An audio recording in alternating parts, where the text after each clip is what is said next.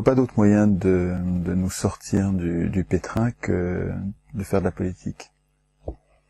Et l'idée, ce qui repousse les gens, c'est que l'idée qu'on a de la politique est complètement dégradée par la professionnalisation de la politique. Le fait que certains d'entre nous, depuis toujours, aient envie de tout décider à la place des autres. Ça, je pense qu'on aura toujours des humains, dans des groupes d'humains, il y aura toujours certains humains qui auront envie de tout décider à la place des autres, donc faut bien qu'on fasse avec. Mais ce fait-là, et le non-appétit des autres, porte au pouvoir sûrement ceux qui ne devraient pas y être. Depuis Platon, on sait qu'il ne faut pas donner le pouvoir à ceux qui le veulent. Alors les humains savent ça depuis longtemps, hein, nos arrière-grands-parents, d'il y a des milliers d'années, savaient qu'il fallait pas donner le pouvoir à ceux qui le voulaient et avaient inventé des systèmes d'attribution du pouvoir, de dévolution du pouvoir, qui étaient astucieux, qui étaient malins, et qu'on a complètement oublié. On a besoin de représentants parce que tout le monde ne veut pas, la plupart des gens ne veulent pas faire de politique, mais on a aussi besoin de les contrôler, de les surveiller, parce qu'ils sont dangereux. Parce qu'ils, même s'ils sont vertueux au début, ils vont pas le rester, le pouvoir rend fou. Le pouvoir et l'argent rendent fou. Donc il nous faudrait des mécanismes qui soient, donc des mécanismes, pas des hommes. C'est pas un sauveur qui nous tirera d'affaire. C'est pas une personne ou un groupe de personnes, une avant-garde éclairée. C'est pas des gens qui vont nous tirer d'affaire. C'est des règles supérieures qui vont nous protéger contre les accumulations d'argent et de pouvoir. Mais ces règles, elles vont pas advenir toutes seules. Pour l'instant, nous attendons, nous laissons écrire ces règles supérieures qui s'appellent la Constitution, qu'on peut appeler autrement si on veut, mais ces règles supérieures, on les laisse écrire par les hommes au pouvoir eux-mêmes. C'est complètement idiot, quoi. C'est des règles qui sont censées nous protéger des hommes au pouvoir, et on les laisse écrire par les hommes au pouvoir. Donc ces règles supérieures qui nous protégeraient, il faut que nous voulions les écrire nous-mêmes. Il faut qu'on change, quoi. Il faut pas que ce soit quelqu'un qui nous change, il faut que nous changions par nous-mêmes. De façon contagieuse, un peu comme des cellules se transformeraient de proche en proche. J'aime bien l'image de la chenille, dont les cellules qui font de la chenille depuis qu'elle est chenille se reproduisent et font à nouveau des cellules de chenille. Et puis à un moment, contre toute attente, puisque si tu regardais le passé de la chenille, tu dirais l'avenir de la chenille, c'est d'être de la chenille, puisqu'elle a toujours été de la chenille, qu'on va continuer. Et puis non. Et à un moment, les cellules se transforment, elles étaient programmées pour ça, mais il y a un moment, elles se transforment, elles font plus de la chenille, elles font du papillon. Et au lieu de faire de l'électeur, on se mettrait à faire du citoyen, c'est-à-dire de quelqu'un qui veut plus être un enfant, qui a été enfant jusque-là, mais puis maintenant il en a marre, quoi. Hein, il veut plus de parents, il veut plus de parents politiques, il veut des gens qui le servent et plus qui soient des maîtres. Et donc je travaille à ça, à organiser, à favoriser, à déclencher, à animer des contagions. Parce que je vois pas d'autre moyen de nous protéger des puissants du moment qui ont tout pris là. Là, il y a une accumulation de pouvoir et d'argent, les deux, dans un tout petit nombre de mains, de gens qui sont prêts à tuer, à massacrer, à tuer par milliers, par millions, pour rester riches et puissants.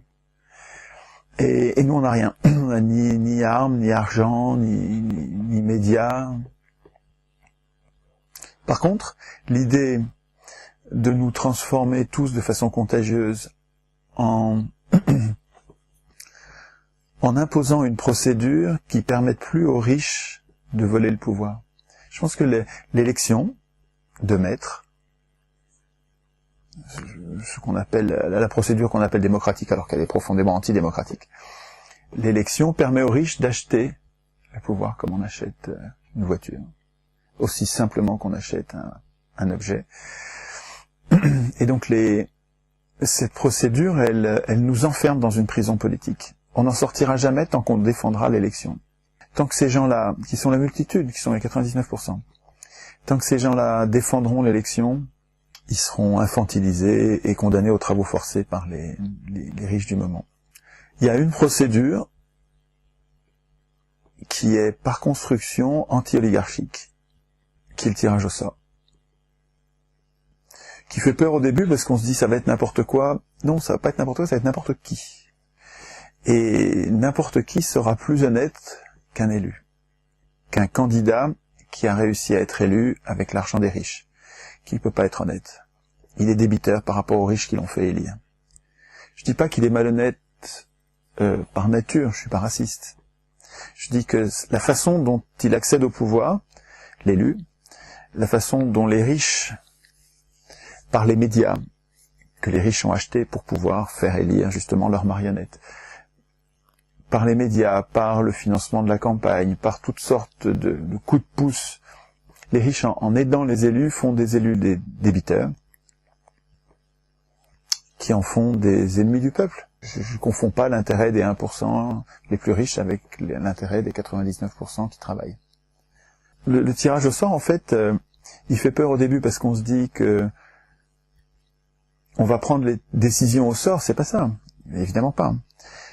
Le tirage au sort, il permet d'empêcher les riches de voler le pouvoir. Et après ça, si vous avez peur et bien sûr, c'est normal, on a tous peur de tirer au sort un incompétent ou un salaud, donc quelqu'un qui est idiot ou quelqu'un qui est méchant. C'est les deux grands dangers du tirage au sort. Il y a plein d'idées pour éviter ce risque. D'abord, on peut ne pas tirer au sort une personne, mais plusieurs. Et si vous tirez au sort 100 personnes, vous n'allez pas tirer au sort 100 abrutis. Ou 100 félons. Non. Ou bien, si vous croyez ça, vous avez une image très dégradée du peuple et, bon, c'est possible, c'est peut-être vous qui avez raison, mais vous n'êtes pas démocrate, quoi. Celui qui est démocrate, il a une confiance de principe dans l'humain en général. Et puis, donc, en tirant au sort plusieurs, vous mettez à l'abri du mauvais tirage au sort, de la mauvaise chance. Mais il y a plein d'autres procédures. Vous pouvez aussi contrôler les tirés au sort. Si vous les contrôlez en permanence, avec une possibilité de les révoquer. Quand vous vous apercevez que vous n'êtes pas content de la façon dont ils se comportent, vous pouvez les révoquer à tout moment. Et à la fin de leur mandat, vous exigez qu'ils vous rendent des comptes, qu'ils vous expliquent pourquoi ils ont fait ci, pourquoi ils ont fait ça. Et puis ils sont punis s'ils ont défailli. Et tout ça, ça vous met à l'abri, beaucoup plus à l'abri que les procédures électives actuelles, qui ne nous donnent aucune de ces protections. Donc si vous voulez, avec un tirage au sort intelligemment institué, mis en place, c'est-à-dire mis en place par d'autres que ceux qu'il va falloir surveiller, non, tout le monde devrait défendre cette idée-là. Je me trompe peut-être, il faut qu'on en discute, on va en discuter, on en discute déjà. Pour l'instant, les objections au tirage au sort me paraissent pas solides. Elles existent, je les respecte, et quand je les traite, je trouve qu'elles ne résistent pas à l'analyse. Quand on les analyse, on peut comprendre qu'on a eu ces objections qui viennent à l'esprit, c'est bien pensé, mais aucune de ces objections n'est rédhibitoire. Conduit à dire ah ouais non, le tirage au sort c'est une mauvaise idée. Et ce travail qui est essentiellement politique, là vraiment c'est de la politique au sens noble du terme dont je vous parle, ce travail de réflexion sur comment est-ce qu'on fait pour désigner nos représentants, pourquoi pas l'élection, quels sont les inconvénients de l'élection, qu'est-ce qu'on peut mettre à la place, le tirage au sort, alors comment ça marche ce truc là, mais le tirage au sort, ça a plein d'inconvénients, ok, alors est-ce que ces inconvénients sont rédhibitoires ou est-ce qu'on peut en venir à bout? Et on s'aperçoit que quand on regarde tous les inconvénients qui viennent à l'esprit, on peut les régler. Tout ça, c'est une activité politique intense, une activité constituante. C'est-à-dire que les humains qui réfléchissent à ces sujets-là sont en train de penser leur constitution, en train de penser les règles supérieures, c'est pas les lois, c'est la façon dont on désigne ceux qui vont écrire les lois, et la façon dont on contrôle les gens qui vont écrire les lois, la façon dont nous gardons la main sur ces gens-là quand ça nous chante de notre propre initiative, comment on reprend la main par des référendums d'initiative populaire. Cette réflexion sur ces institutions, c'est un travail constituant. Et c'est infiniment politique. C'est absolument politique. Et à mon avis, c'est cette politique-là que les humains devraient faire. Les humains simples, hein, les 99%, devraient faire ce minimum de politique qui est le travail constituant, la réflexion constituante. On n'est pas obligé de penser à tous les problèmes constituants, on n'est pas obligé d'être capables tous de rédiger une constitution de toutes pièces, complètement. C'est pas nécessaire, ça. Il faut qu'on ait tous réfléchi plusieurs jours, qu'on ait substantiellement réfléchi aux principaux problèmes, principales règles d'une constitution, pour être capable d'en lire une le jour où ça va péter et où parce que les insurrections, il y en a partout dans le monde, donc ça va arriver. Je sais pas quand, je sais pas comment, mais peu importe. Des insurrections, il y en a partout sur Terre depuis toujours. C'est une banalité, quoi. Hein. Et simplement, on se fait enfumer à chaque fois parce qu'on s'est pas entraîné jusqu'à présent à écrire nous-mêmes la société d'après, les règles supérieures de la société d'après. Je suggère que pendant qu'il est encore temps, pendant qu'on a de quoi vivre, qu'on n'a pas trop peur, qu'on est libre de se réunir, de se parler, qu'on s'entraîne, comme on s'entraîne à un match de foot, qu'on s'entraîne à être bon en foot pour la prochain match. Parce que pour l'instant, on s'est jamais entraîné, donc à chaque fois qu'il était question de jouer, on dit non, la Constitution, on n'est pas capable, on sait même pas ce que c'est. Et donc on la laisse écrire par les professionnels de la politique. Et à chaque fois, on se fait enfumer, parce qu'à chaque fois, ils écrivent leur puissance et notre impuissance.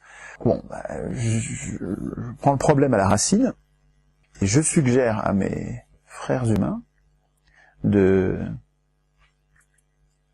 pour mettre fin à ce cercle vicieux qui n'arrête pas de s'auto-reproduire, de nous entraîner à froid avant l'insurrection, qui sera peut-être pacifique si on est très nombreux, si on est très très très très nombreux comme en Égypte, là. Ils étaient presque tous dans la rue, quoi. Hein.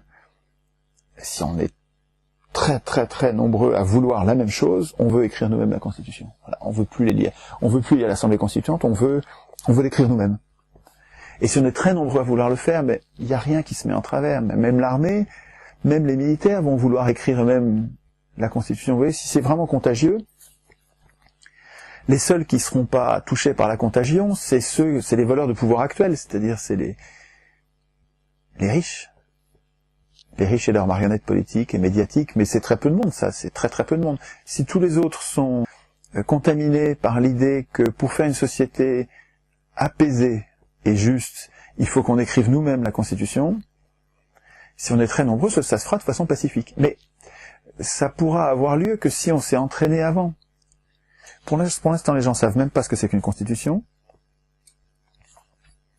Ils savent encore moins comment l'écrire. Donc ils se font pas confiance en eux-mêmes, ils se disent je suis pas capable, ils se disent j'ai pas le temps, ils se disent j'ai pas le temps parce qu'ils voient pas que c'est important, ils se disent c'est pas important donc j'ai pas le temps. Mais si c'était important, si c'était leur survie, ils trouveraient le temps. Du temps, on en trouve tous, les gens se plantent devant la télé pendant 3h30 en moyenne, paraît-il.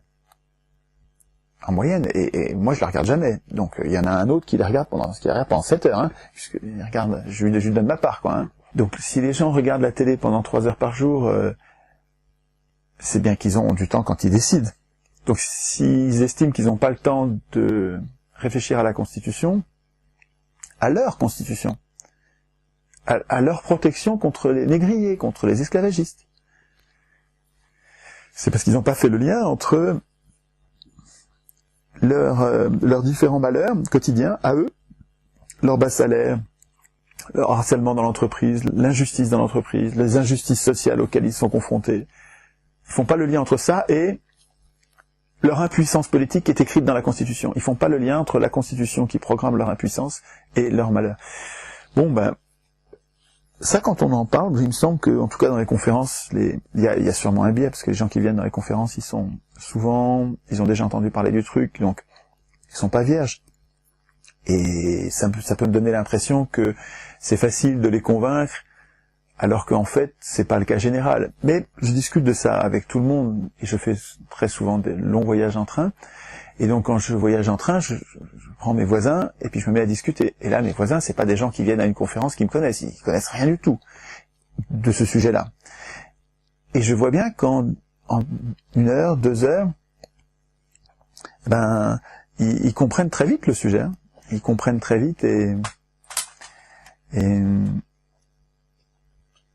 donc c'est un sujet sur lequel on peut être contagieux. Je pense qu'on peut être, nous pourrions être contagieux. Il ne tient qu'à nous que ça se répande comme une traînée de poudre. Je trouve qu'il y a de bonnes raisons pour que ça se répande. Ça peut marcher, ce plan.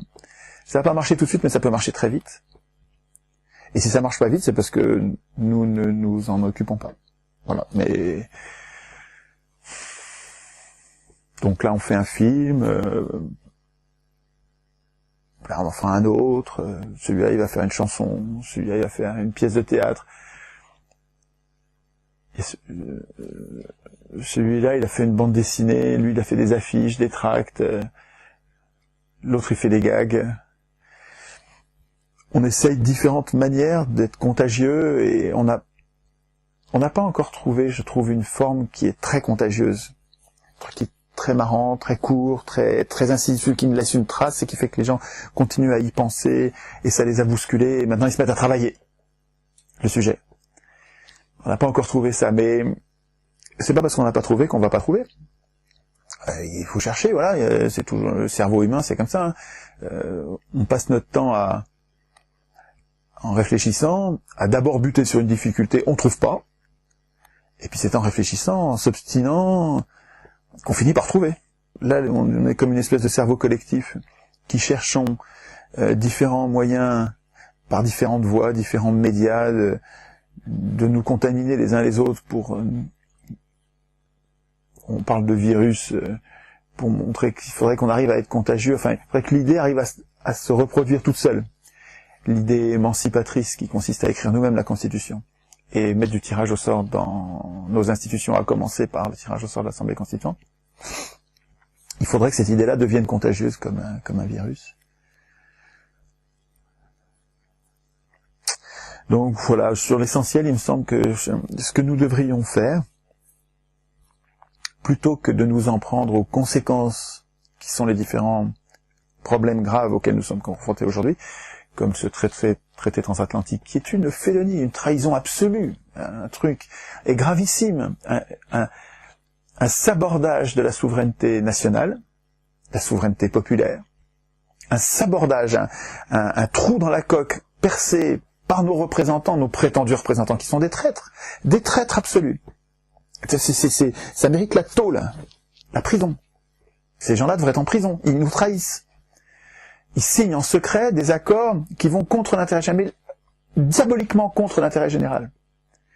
Les multinationales vont pouvoir attaquer en justice les États qui les gênent. Ah putain, mais qu'est-ce qu'on attend voilà. Qu'est-ce qu'on attend pour faire quoi S'en prendre au traité, mais on peut rien faire. Ce traité, nous sommes impuissants. Je vous rappelle que la Constitution, il faut pas l'appeler comme ça. Il faut pas l'appeler comme ça. Notre anti-constitution a tout prévu, parce qu'elle a été écrite par les élus, hein, elle a tout prévu pour que nous ne puissions rien faire, justement. Donc, évidemment, je veux bien parler du traité transatlantique et tempêter avec les autres. Mais ça sert à rien. On l'a déjà fait avec l'AMI, l'accord multilatéral sur l'investissement, qui était la même abjection, qui mettait les États sous la coupe des entreprises multinationales. Et c'est vrai qu'en le dévoilant et en le dénonçant, ce truc-là pouvait se développer qu'en secret. On les a obligés à s'arrêter. Mais ils reviennent, ils recommencent. Alors est-ce qu'en dévoilant celui-là, on arrivera à le désactiver? Je sais pas. je pense qu'il reviendra, c'est-à-dire qu'il faut prendre le problème à la racine. Et à la racine,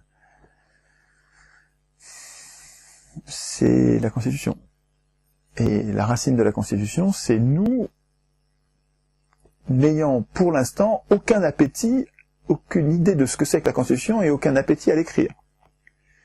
Bon, voilà, c'est ça, il faut s'occuper de ça, quoi. Il faut arrêter de renoncer, arrêter de démissionner du processus constituant.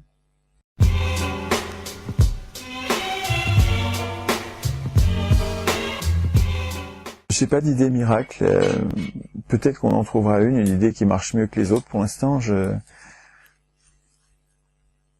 me déplace pour aller en discuter avec les gens, voir leurs objections, parler. Et je pense que si on faisait tout ça, au lieu de rester chez nous, si on allait voir les gens, leur en parler, les gens sceptiques, les gens qui sont en train de se réveiller, aller les aider à s'orienter vers la racine des problèmes plutôt que... donc les causes des problèmes plutôt que les conséquences. Ça fonctionne, moi je trouve que ça fonctionne, les gens se transforment. Mais on n'est juste pas assez nombreux, c'est-à-dire que les gens se transforment, mais ne se transforment pas tous eux-mêmes en virus capables de faire la même chose. Ben, voilà, j'ai pas de martingale, je compte sur notre cerveau collectif pour trouver... C'est génial un cerveau collectif, hein. On a tous un cerveau avec qui cherche et qui est en ébullition pour chercher une solution, une idée qui nous manque. On sait pas exactement, on sait pas qui va la trouver la bonne, mais on se stimule mutuellement et finalement globalement, je pense qu'on va trouver, hein.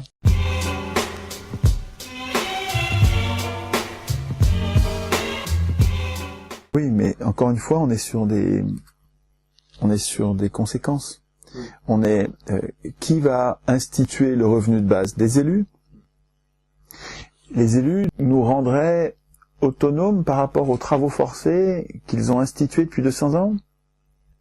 Mais d'où viendrait que nos maîtres nous émanciperaient? Ça n'arrivera jamais. Les seules motivations que je trouve dans les pouvoirs publics actuels pour défendre ce qu'ils appellent le revenu de base, c'est parce que c'est des motivations qui consistent à détruire toute la protection sociale, les cotisations sociales et l'autoprotection que les salariés ont inventée avant-guerre et après-guerre, à la fin du XXe siècle. Nous avons inventé la sécurité sociale, nos parents, grands-parents ont inventé la sécurité sociale et toutes sortes de protections indépendantes des riches. Nous prélevons sur nos salaires l'argent nécessaire pour financer les assurances sociales dont nous avons besoin. La maladie, le chômage, la retraite, formidable. Ça nous rend indépendants des riches du moment. Nous payons les retraites avec nos salaires, nous payons les retraites de l'année avec les salaires de l'année, sans avoir besoin d'emprunter l'argent à personne. Donc sans avoir besoin de payer d'intérêt. Donc sans avoir besoin, sans passer par les fourches codines, les griffes des maîtres chanteurs habituels, des marchés financiers.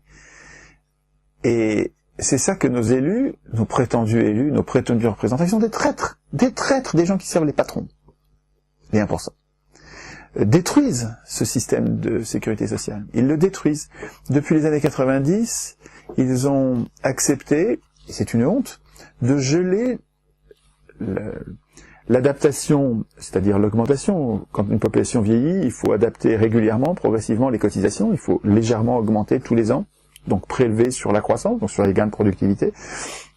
On prélève le petit peu nécessaire chaque année pour que les comptes restent équilibrés.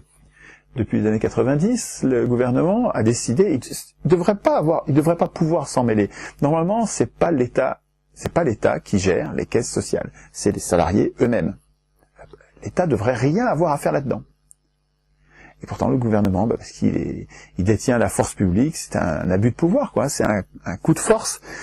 Il a gelé l'augmentation des cotisations nécessaires pour garder les comptes en équilibre de la retraite, des retraites. Et ça a mis le système en faillite. Mais c'est pas parce que le système marche mal, c'est parce qu'il y a des traîtres qui ont crevé la coque du navire. Pour revenir à votre question sur le revenu de base, les seules motivations que je vois et qui m'insupportent, que je trouve lamentables, des acteurs publics qui défendent le revenu de base, c'est des ultralibéraux qui voient là une occasion de détruire toutes les cotisations sociales, les remplacer sous forme d'un impôt, qui serait la TVA, et de prévoir un revenu qui est insuffisant pour vivre. Un truc comme le RSA ou un peu plus. Ce qui fait que les gens vont continuer à travailler. Les patrons auront plus besoin, dans cette situation-là, ne payent que la différence pour survivre. Et donc finalement, ça leur permet d'alléger ce qu'ils appellent leur charge, ce qu'ils appellent le coût du travail. C'est incroyable d'appeler ça le coût du travail. Puis personne ne parle du coût du capital. Hein. Ah bon. Pour répondre sur le revenu de base, oui, certes, un vrai revenu de base, donc d'un niveau suffisant pour refuser de travailler. Pour dire non, ce travail il est dégradant. Ce travail il est ennuyeux et emmerdant.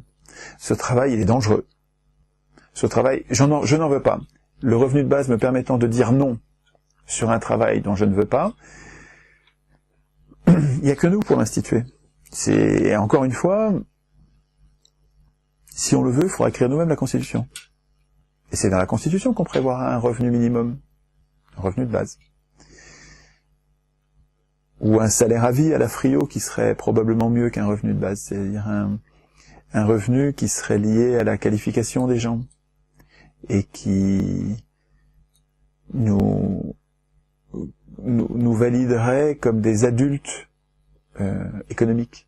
Je défends le revenu de base parce que c'est un sujet dont nous devrions parler, mais quand je compare le dividende universel, le revenu de base, le salaire à vie de Frio, et d'autres équivalents qui consistent à leur point commun, c'est de se préoccuper de donner à tous et de façon inconditionnelle un pouvoir d'achat qui permette de survivre dignement, sans condition.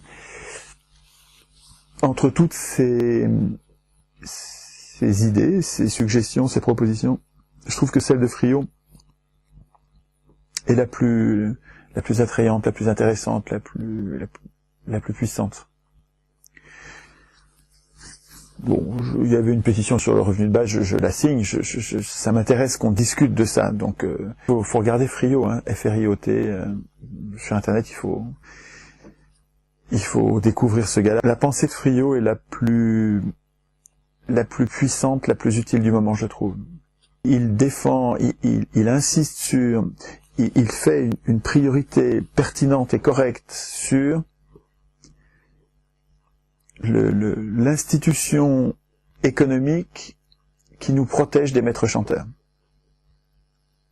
C'est avec les cotisations sociales et le salaire à vie, mais les cotisations sociales qui financent nos services publics sans avoir besoin d'emprunter, donc sans avoir besoin de payer d'intérêt, et donc sans dépendre des maîtres chanteurs, de ceux qui ont de l'argent en ce moment, des marchés financiers. La cotisation sociale est émancipatrice, c'est incroyable, c'est très très puissant. Tout le monde devrait savoir ça. Et parce que la plupart d'entre nous ne sommes pas au courant et nous ne défendons pas le système de protection sociale révolutionnaire. C'est pas anticapitaliste, c'est acapitaliste.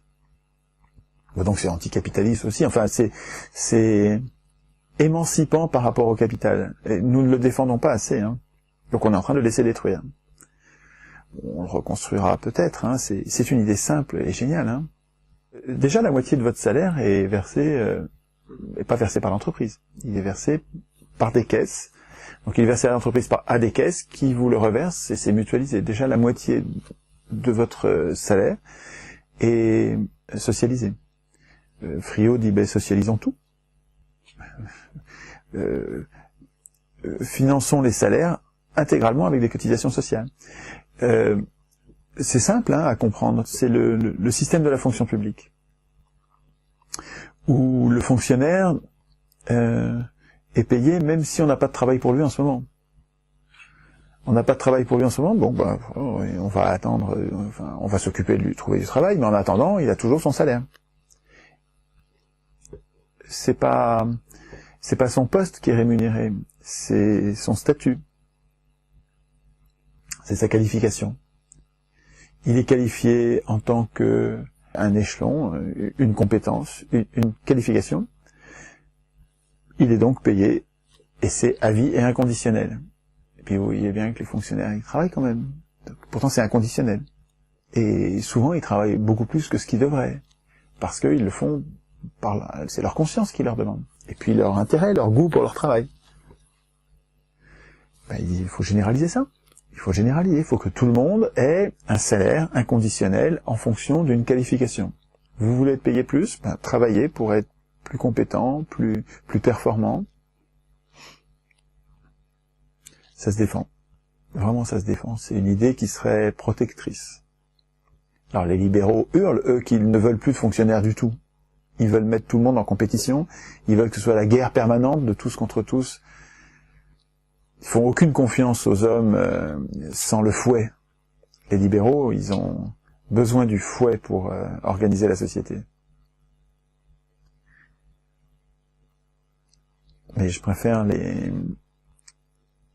la pensée de Friot à celle des libéraux.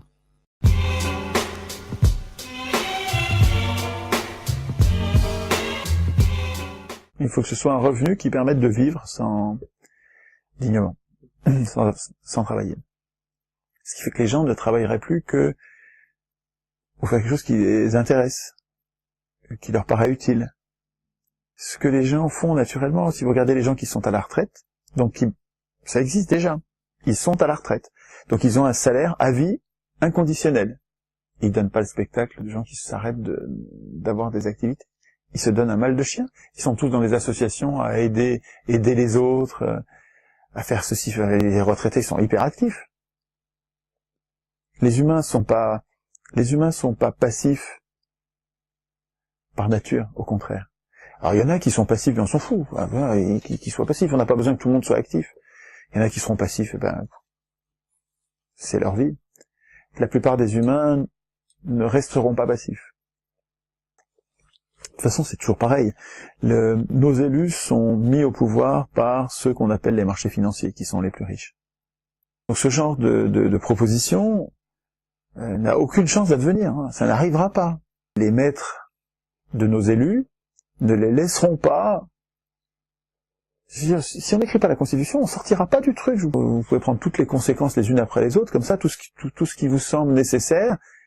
Ouais, mais enfin, on discutaille, quoi, hein. On discutaille, on bavarde, on ferait mieux de s'occuper de l'essentiel. Comment on reprend le contrôle de nos élus? Les banques sont moins bêtes que nous, hein. Ils ont écrit la Constitution européenne. Les banquiers, et les industriels, les multinationales, c'est-à-dire les banques, hein, les multinationales, il y a longtemps que les banques ont pris le contrôle des multinationales, hein. Eh ben, ils ont pris le contrôle politique des États. Les institutions européennes ont été écrites pour et par les juristes payés par les banques. Donc les banques ont une constitution, et nous pas. Alors on dit il faudrait revenu de base, mais attends, arrêtez de discuter sur les conséquences. Arrêtez de discuter sur ce qu'il faudrait faire. Les élus n'ont aucun intérêt, n'accordent aucune attention à ce qui est nécessaire pour nous. Ils n'accordent d'attention que ce qui va donner l'apparence de servir l'intérêt général pour qu'il soit à nouveau élu. Et encore. Mais les élus ne servent pas l'intérêt général. Les élus servent l'intérêt des banques. Il faut arrêter de dire, il faudrait que les élus fassent ceci, fassent ça, ils ne le feront jamais. Donc, on se disperse quand on prend nos problèmes par ce bout-là de la lunette, par ce bout-là, on s'interdit de régler quoi que ce soit. Voilà. Quand on s'occupe pas d'instituer d'abord notre puissance politique, quand on dit il faudrait faire ci, il faudrait faire ça, et en laissant des ennemis littéralement dirigés, on accepte d'être condamné à bavarder, à bavardouiller, à discutailler, à ergoter sans fin, sans rien changer. Il y en a marre, quoi. Il faut arrêter de dire, il faudrait faire ci, il faudrait faire ça. Il faudrait d'abord instituer notre puissance. D'abord instituer notre puissance politique. Toutes ces discussions sur il faudrait faire ci, il faudrait faire ça, alors que nous sommes dirigés par des gredins, on perd son temps à dire il faudrait faire ci, il faudrait faire ça, sans parler de notre impuissance constitutionnelle. Constitutionnelle, c'est-à-dire que dès le départ, au départ et au plus haut niveau, nous sommes impuissants. Putain, c'est pas un détail quand même ça. Et sont puissants les amis des riches, parce qu'ils ont été mis au pouvoir par les riches, qui ont acheté les médias. Le Crédit Mutuel, une banque, vient d'acheter le quart de la presse quotidienne régionale, de la PQR. Le quart des journaux de province vient d'être acheté par une banque. Pourquoi une banque achète le quart des journaux? Pour faire élire leurs marionnettes. Bon, ben ça va, quoi. Hein. Je veux dire, c'est ça notre problème. Élection, piège à con, et c'est pas un slogan, c'est une vérité comme la loi de la gravitation. Élection, piège à con.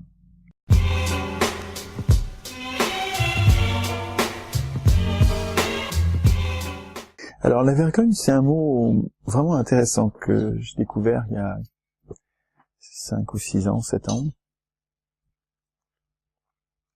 Et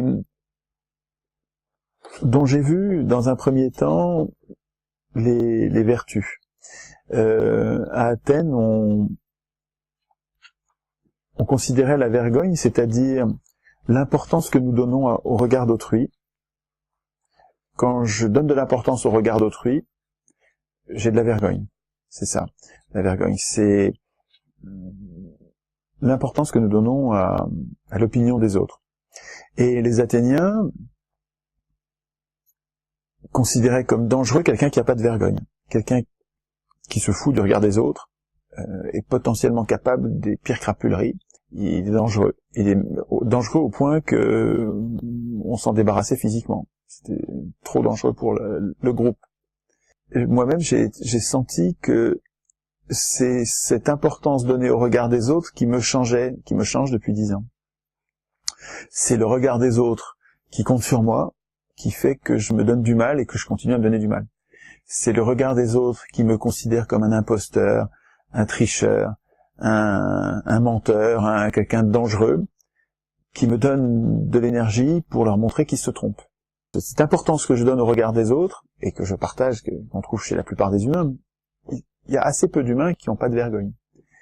La plupart des humains ont de la vergogne. Je trouvais intéressant de réfléchir à quelles pourraient être les institutions qui se servent de ce sentiment très général, en fait, chez les humains, pour les amener à faire du bien, à faire le bien plutôt que le mal. J'ai entendu une émission de Finkielkraut, que j'aime bien écouter, enfin, il me hérisse le poil, mais en même temps, il me fait réfléchir. J'ai besoin de mes adversaires pour progresser. C'est vraiment très important, ça. Et Finkielkraut, vraiment, ça marche bien, quoi. Il me fait réfléchir. Ce que disait Finkielkraut dans son émission, c'est que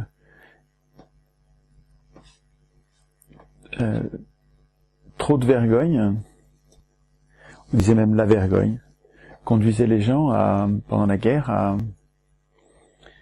à se comporter tous comme des moutons, à donner tellement d'importance au regard des autres qu'on ne fait plus que ce que les autres attendent, y compris quand les autres sont en train de faire des horreurs. Et quand les autres sont en train de lyncher, celui qui a trop de vergogne, il va lyncher aussi. Quand les autres déportent, ou torturent, ou maltraitent, ou deviennent odieusement racistes, ceux qui ont trop de vergogne deviennent des collabos, quoi. Et il y a du vrai, vraiment il y a du vrai là-dedans. C'est-à-dire que si effectivement la vergogne est capable d'être un moteur de vertu, quand je suis sensible au regard des autres qui attendent de moi d'être vertueux, et au regard des autres qui me reprochent de ne plus l'être, ça c'est vrai. Et en même temps, dans un peuple qui est en train de devenir odieux, la vergogne empêche de défendre la vertu envers et contre tout. Et donc c'est vrai qu'un donneur d'alerte, un résistant, c'est quelqu'un qui se comporte pas comme les autres et qui trouve sa vergogne autrement que dans le regard du plus grand nombre. Si le regard du plus grand nombre est en train d'exiger qu'on déporte les tziganes, les juifs, la population maltraitée du moment,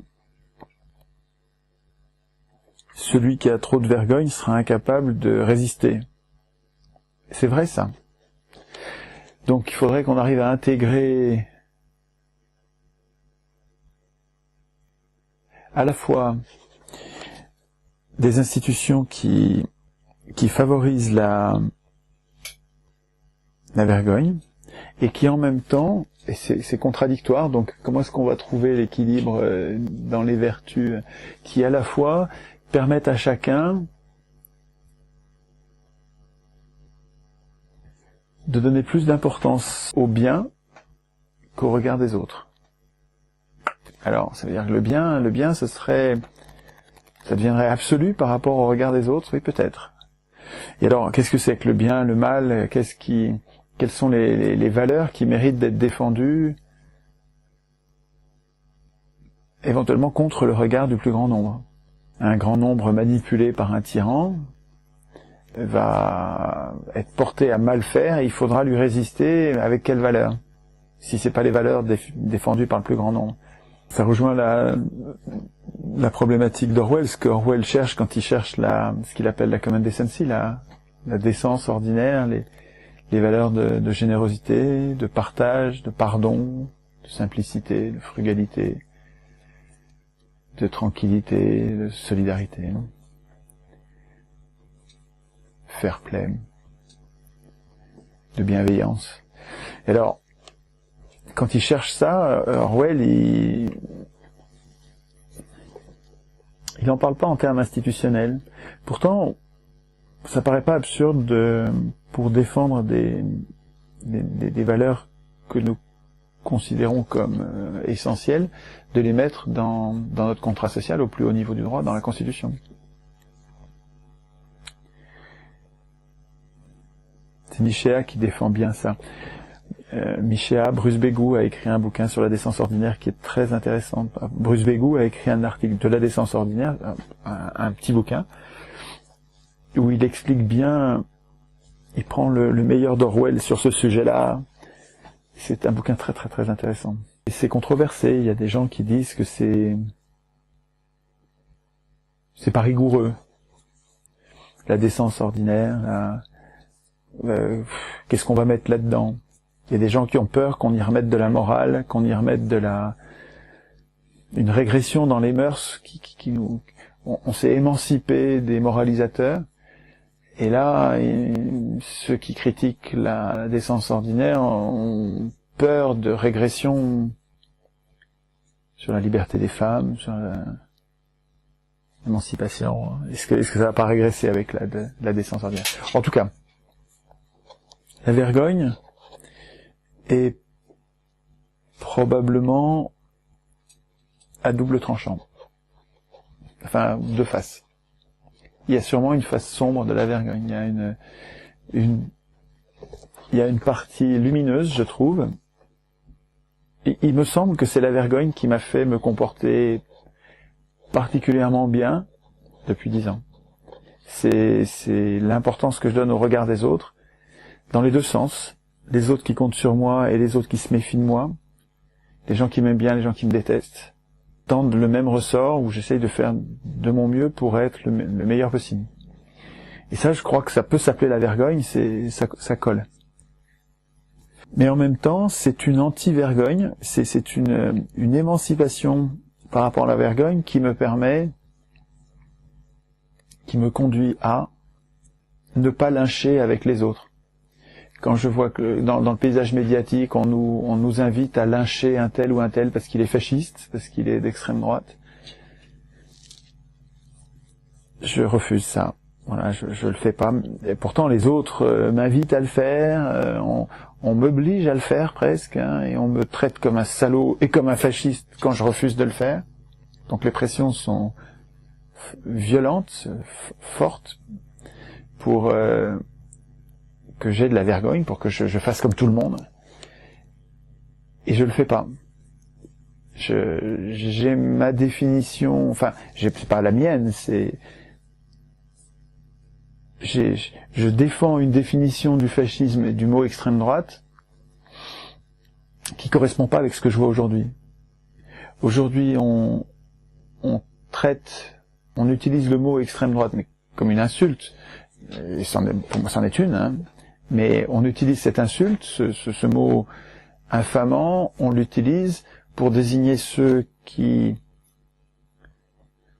ont un avis non conforme sur les étrangers, sur la peine de mort, sur l'avortement, sur la religion catholique, sur la nation. Ceux qui défendent la nation sont traités d'extrême droite. C'est complètement déconnant. Enfin, pour moi, c'est complètement déconnant. L'extrême droite, je suis sur la ligne Guillemin, qui m'explique que les gens d'extrême droite sont ceux qui s'appelaient centre-gauche au moment du 19e siècle, au moment de Thiers, quand les affairistes et les banquiers ont inventé, ont volé la République pour en faire un outil d'enrichissement inouï.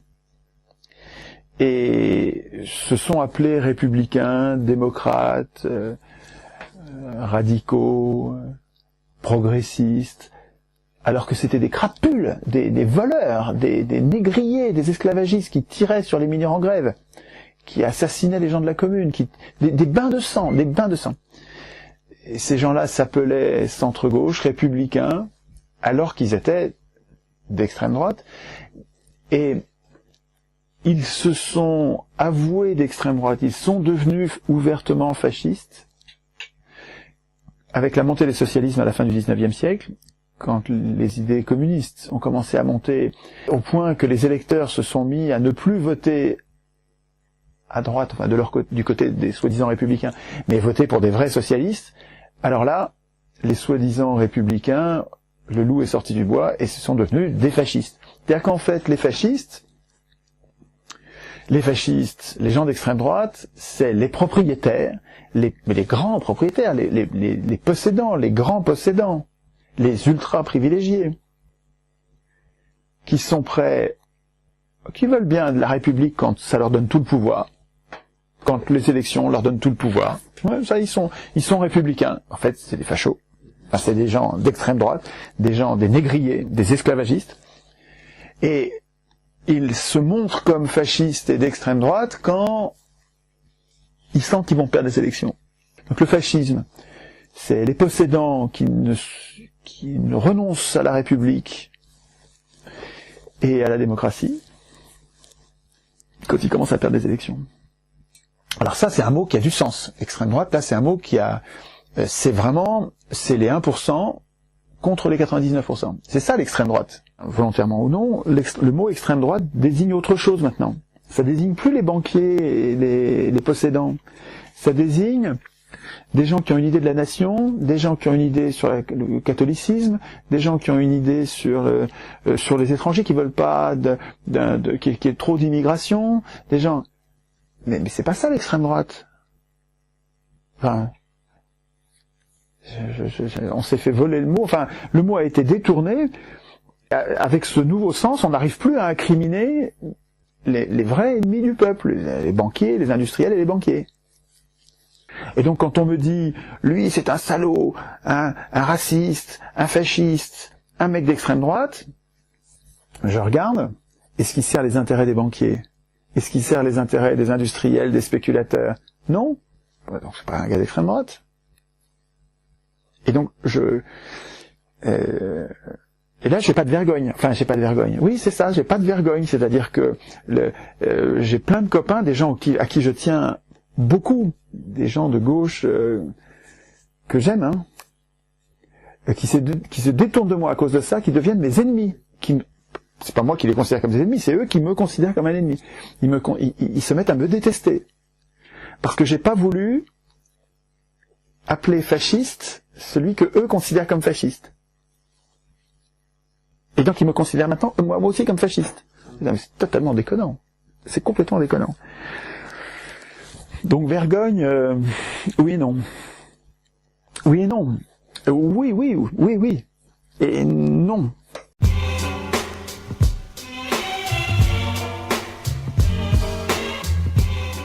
Il y a quelqu'un que j'aime bien, que je trouve vraiment très très intéressant, et qui est pas souvent interviewé, et pourtant il mériterait de l'être.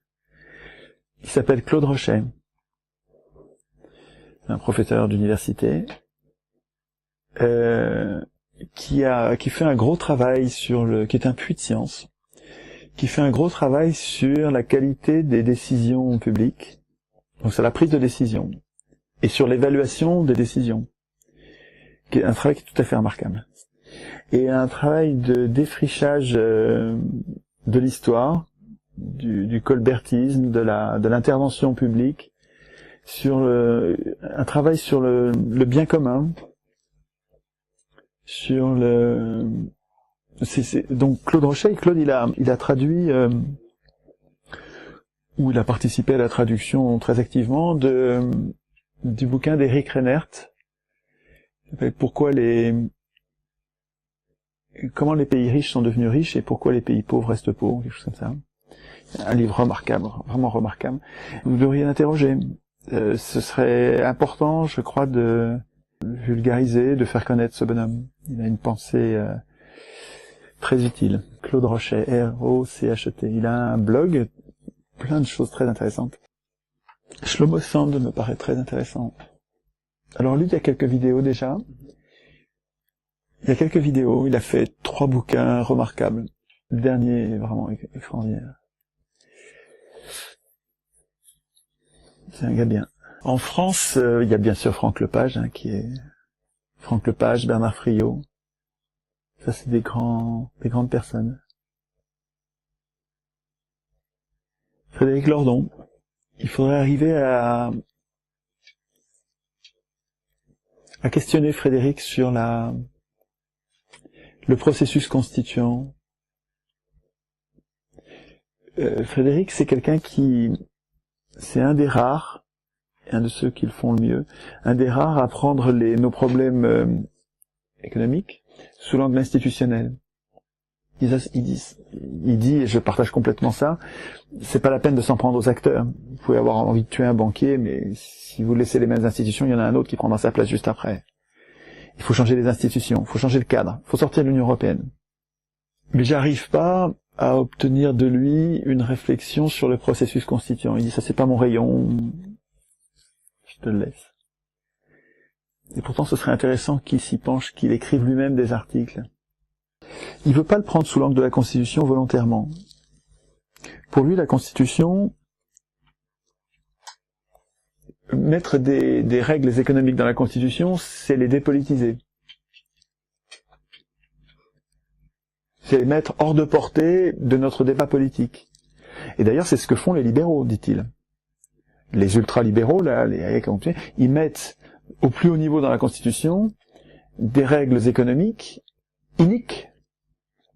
Quand on rend la Banque centrale indépendante et qu'on lui donne comme mission unique de lutter contre l'inflation, on condamne la société au chômage, et donc au bas salaire, et donc au haut profit pour les 1%, et en mettant ça dans la Constitution, qui plus est dans la Constitution européenne, donc internationale, donc totalement inaccessible, on a dépolitisé quelque chose qui devrait rester politique, dit Frédéric. Je peux entendre ça, hein. En ne réfléchissant pas à la Constitution, c'est-à-dire au contrôle des acteurs politiques, Frédéric gesticule comme les autres, c'est-à-dire qu'on fait rien, quoi, on change rien. On n'est pas assez radical, quoi. Tout ce que dit Frédéric Lordon, qui est remarquable, moi je raffole de sa pensée, mais ça n'a aucune chance d'advenir, de se transformer en réalité, tant que les riches écrivent la Constitution, quoi.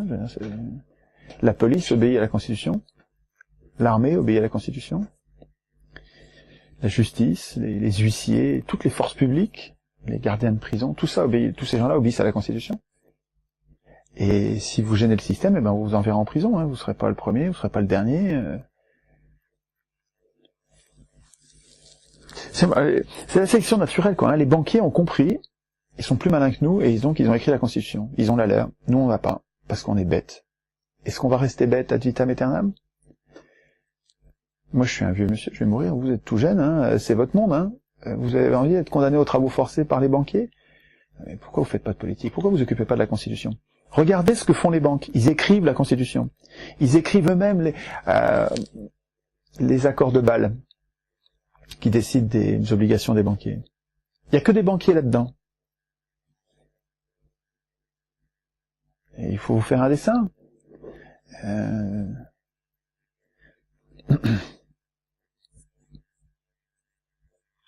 Donc, ouais, Frédéric Lordon, Chomsky, vous n'arriverez pas à la voir. Vous devriez interroger Annie Lacroix-Ris. Remarquable. Remarquable dame. Un travail sur la corruption, sur le fait que la Deuxième Guerre mondiale a été voulue par les industriels et les banquiers, voulue, financée, payée. Tout le monde voulait Hitler. Tous les riches voulaient Hitler. Et c'est les mêmes qui veulent l'Union européenne.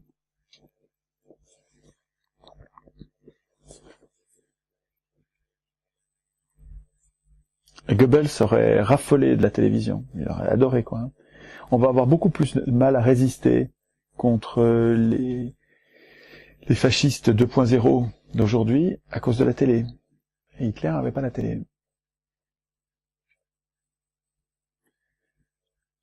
Nous, on a Internet, mais on va le perdre bientôt si on ne le défend pas plus que ça.